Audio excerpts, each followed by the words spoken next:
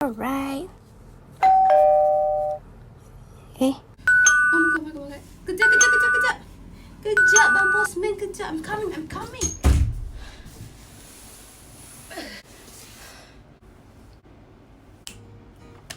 I nak buat unboxing video with you guys sebab I excited. I beli waktu sale 10 haritu.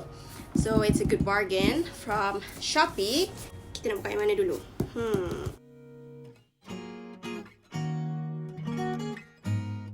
I rasa macam nak share sebab I beli time sale kan, so I got discount. I also bought it through ShopBack. So I bukan just dapat discounts, but I also got the cashback. Stuff I bought. I have a lot of stuff here, like a lot.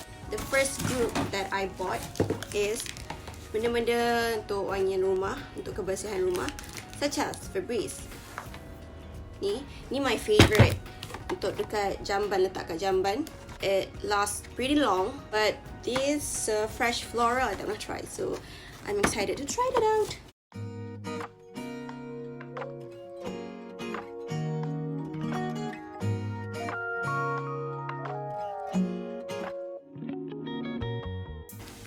I suka kedai ni sebab dia ada a lot of stuff, like you can buy a lot of things, makanan, toiletries, barang-barang keperluan rumah dekat situ je. And the next one is Ribena Light because my husband and I love Ribena. That's not the reason. I really love the smell and it's suitable for sensitive skin. So kalau nak basuh my baju also can. I dah ada the bottle, so I just beli the refill. Last one I bought is brown rice chip. The brown rice is healthier. This one boleh kasih my kids fry juga. It's not fried, from whole grains, no preservative. Let's try now. Masam. Sedap. Very thin. See? Oh, I ada beli lagi satu Bracer sour cream and onion. So total I ada 1, 2, 3, 4, 5, 6, 7, 8, 9, 10, 11, 12, 13, 14, 15, 16 16 barang for only RM125. Patutnya dia lagi tinggi harga, but ada a lot of discounts, and also I beli through ShopBack, so I got more cashback, so it's lesser than that. Okay, kira balik. Okay, you can get all this from s_mark.fbs. I'm gonna put it here. Okay, and penghantaran dia sangat laju, so that's important.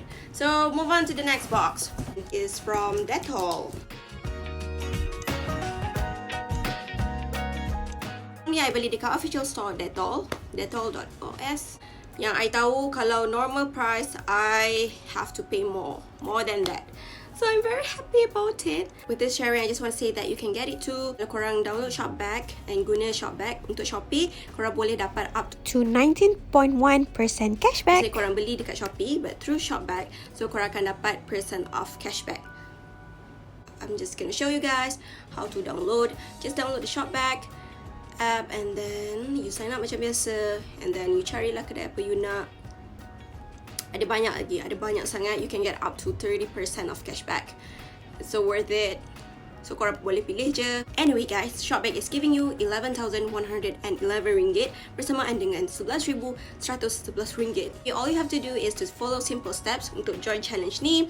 Tapi make sure korang download and sign up, okay? Last but not least, I'm just gonna say that with ShopBack, let's shop guilt-free and get paid for it. Atau Melayunya, dengan ShopBack, kita boleh shopping tanpa rasa bersalah dan dapat kembali wang kita.